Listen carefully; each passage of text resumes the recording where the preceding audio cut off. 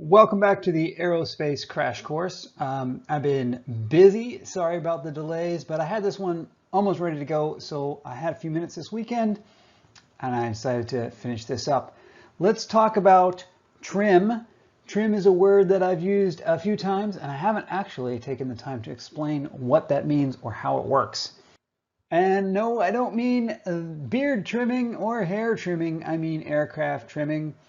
As usual with this series, there's going to be a little bit of math, but honestly, as I was doing this one, I discovered that we don't really need it. We don't really need a whole lot of math, so we're going to keep it really light on this one. When we last left off, we had this moment equation, although I think in the previous video there was a typo and I was missing some parentheses. You can go back and check to see where that mistake was.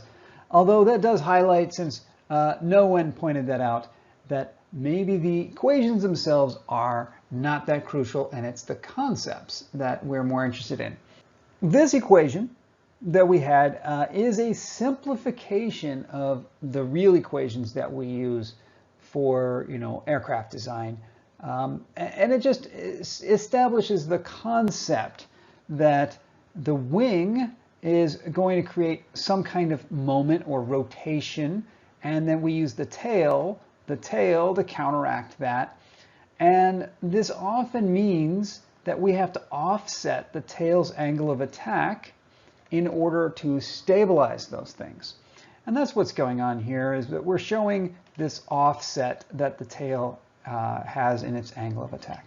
We also talked about the lift, that of course the lift has to balance the weight, and so that will be the total contribution of the wing and the tail's lift. And when we include that bias that we put on the angle of attack for the tail might actually have a downward contribution to the overall lift, or a downforce. Maybe we could balance these out where they're both generating lift, but many times we're actually going to end up with the tail pushing down and the lift from the wing has to overcompensate for that. So what does it mean for the aircraft to be trimmed? Trim means that this equation here is going to have 0 for the moment, meaning there is no rotational torque trying to nose the plane down or trying to nose the plane up. It's happy right at the angle that it's at. And also the lift is balanced by the weight, so it's not trying to climb and it's not trying to descend. That would be trim. The goal there would be that if you go hands off of the controls, that the plane will maintain its current altitude and it will not nose down or nose up. That is trim, and that should be the normal condition of the aircraft. If you're in flight school and you're learning this, you will learn to trim your aircraft for that, so that you're not constantly having to maintain pressure on the yoke in order to maintain your attitude and altitude. Now, this does bring us back to this original accusation that the pilot must dip the nose to maintain curvature, following of the curvature of the Earth. And I just said that we want 0 moment. We want 0 moment so that the aircraft is not rotating, but at the same time I do want a certain tiny amount of rotation. And the fact of the matter is that the amount of rotation that we need in order to follow the curvature of the Earth is so very tiny as to be unnoticeable and just neglected here. This is very, very tiny compared to the amount of moment that we're designing for, and so we just don't worry about it. I'll reiterate, as we explained in the previous videos, that this angle of attack here, we have designed this equation so that the aircraft is stable. We have designed all the terms here so that any change in angle of attack, whatever causes that, would be opposed.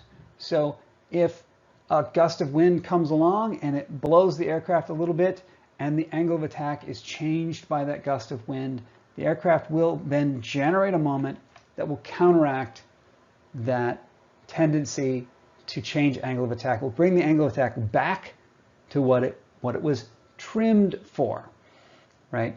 And the same thing is true is if the angle of attack changes because of the curvature of the Earth, that will happen as well, and a little moment will get generated in response to that, and we'll go ahead and correct that. The point of calling it trim is that when we neglect those, when we say there isn't an influence of wind right now, and there isn't any curvature that we're worrying about right now, then the aircraft will generate 0 moments, and that means it will be happy at this current angle of attack. Because, again, repeating, because we made it stable, anything that causes that angle of attack to change will be opposed with a moment that'll bring it right back. So that means it would be trim. An aircraft that is out of trim would have a net moment acting, meaning the nose is going to start coming up or the nose is going to go down. It's not happy where at the current angle of attack. The angle of attack will start to change if the aircraft is out of trim. And you know, when you're learning this as a pilot, you'll learn to keep your aircraft trimmed so that you don't have to fight the aircraft with the yoke. If you're constantly having to push your nose down or pull back on the stick to maintain the angle of flight that you've got going, then your aircraft is out of trim. So you want to trim it so that that the aircraft, when you let go of the controls, is happy at the current angle of attack. And also, you don't want to be sinking or climbing as that's happening, and so you need the lift to be balanced with the weight so that you can just let go and the aircraft will do as aircraft do, which, as we said in like the very first video, which means the aircraft will then follow along with the density of the air as it's been trimmed for. And that's what trim means. Trim means we have adjusted the control surfaces so that the current angle of attack generates no moment, and the current angle of attack generates exactly the correct amount of lift. So when you've got both of those things balanced, you are trim, and the aircraft will maintain steady state with no input. So let me just make up some numbers here, some nice round numbers, so that we can just sort of go through how this works and not really dig deep into the math behind it. So let's say our aircraft weighs 10,000 newtons. And we'll use a geometry kind of like this, where we have uplift then on the wing and a little bit of downforce on the tail. And I'm just splitting it up with just like some nice juicy round numbers. I'll put 11,000 newtons of lift, and that means I need 1,000 newtons of downforce on the tail to bring me to exactly that 10,000 newtons of total weight. Okay, this is just made up numbers. They don't mean anything. So what happens now if we speed up? Let's say we're impatient to get that $100 hamburger. We really want to get out to the Spitfire grill as quick as we can. So we advance the throttle and we speed up. Let's say we're going to go 10% faster. Our new speed is 1.1 times our old speed. Now, way back in like the very first video, we showed this lift equation, and it's not really important to break this out right now. All I want to see is that the amount of lift is proportional to the square of the velocity. So if we have increased our speed by 1.1 times the old speed, that means our lift has increased by 1.21 times our old lift. We apply that to the lift we had before. We now have 13,000 newtons of lift on the main wing. The tail increases its downforce as well, so it has 1,200 newtons of downforce. And if we add those together, meaning remembering that the tail is a downforce, we end up with 12,000 newtons of total lift, and our aircraft only weighed 10,000 newtons. So now we have too much lift, and the aircraft is starting to climb. And air traffic control is raising their eyebrows at us that we are unable to hold altitude, and we have revealed ourselves as a newbie pilot who is having trouble maintaining altitude. So we don't want that. So we need to retrim this aircraft. So we've got too much lift. What do we do about it? Remember back to the angle of attack graph that we had. We need to reduce our lift. We reduce our angle of attack. So right now, let's say here we are at, this angle of attack right here, generating a lift coefficient of 0.5. We need to bring that down by about 20%. So let's bring it on down. We'll just drop the angle of attack a little bit here and bring it on down to about 0.4 coefficient of lift, about 20% less lift coefficient than what we had at our previous speed. And that will solve this climbing situation. But what does that do to our trim? Now, the angle of attack of the tail was deliberately set at a fixed offset from that of the wing, and we call that alpha sub t. And that means that the angle of attack of the tail is down here somewhere. And the lift coefficient of the tail is now down here in the negative zone. I've got it at, let's say, minus 0.1. When we nose the aircraft down a little bit, right, this is us changing the angle of attack down just a little bit. It's like 1 degree. We're just going to nose down 1 degree here. What happens to the tail? It goes down 1 degree as well because, right, they're connected. And that causes the lift coefficient of the tail to drop a little bit as well. Let's take a closer look at those. So let's zoom in here a little bit and let's take a closer look. What has happened as we drop the angle of attack on the wing? We've dropped from the 0.5 to about 0.4, and that is a ratio of 80%, which is, a 20% drop that we were looking for. That should get us a lift on the main wing of the amount we want, about 11,000 newtons. But down here on the tail, what happened is we went from minus 0.1 to minus 0.2. Using the same difference in angle of attack now, we've dropped the tail's downforce much more significantly. And now the lift on the main wing is good, but we're generating way too much downforce on the tail. What can we do about it? What we're going to have to do is somehow boost the lift on the tail or reduce the downforce on the tail. And that means we're going to need to effectively increase the angle of attack of the tail to get us back to trim status.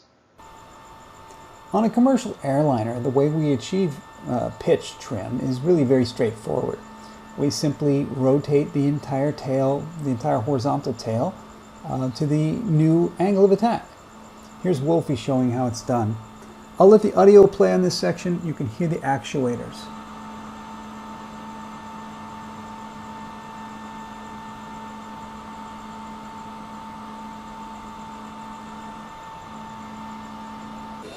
Now that wasn't exactly fast. In contrast, a fighter jet moves the entire tail routinely as just part of its normal control system. And so trimming that would just mean, adjusting where the tail is. For a typical general aviation aircraft, we do it quite differently. Instead of moving the tail, we actually will simply add what's called a trim tab, being indicated here. A trim tab is sort of like a little control surface on the end of the control surface. Right here, the pilot is adjusting the elevator, which is how we adjust the amount of lift being generated by the horizontal tail for a tail that does not completely move. And on the end of the elevator, we see what's called a trim tab. And that thing can be adjusted with a separate control. And the idea here is that by generating a little moment on the end of the trim tab, that will cause the elevator to tilt. That'll create a moment on the elevator itself that will cause the elevator to rotate in the opposite direction, which will then cause the desired amount of lift change on the tail. I've always been a fan of fighter jets myself, but I have to admit the design of the trim tab is simply elegant and amazing. To create a small control surface that influences the other control surface to get the desired effect, it's just inspired. So to sum that up, what does trim mean exactly? Trim means that the aircraft will hold its current angle of attack with no further control input. Now, we say, and I have said often throughout this presentation, that that means zero moment, but I have also explained that that's really an approximation. What it actually means is that it will hold a steady angle of attack. Now, the reason for this is mostly because wind, but yes, also curvature, will create changes in the angle of attack, and we want those angle of attack changes to create a moment to counteract them so that the angle of attack is brought right back where it's supposed to be. The other thing is we can't be climbing, we can't be descending, and so that means the aircraft has to have its lift and weight balanced, and that way it'll hold its altitude. As we said before, that means pressure altitude.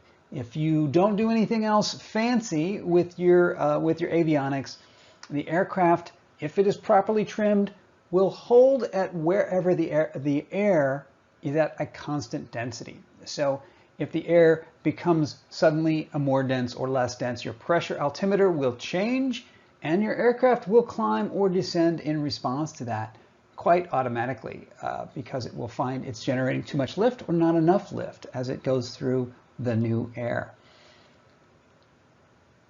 Okay, the pilot has to do this though. This concept of trim is different from what we've been saying before when we talked about stability. The idea of stability is something that we design in and it happens automatically. The pilot needs to do no input once they have trimmed it, but the pilot definitely is involved with trimming the aircraft.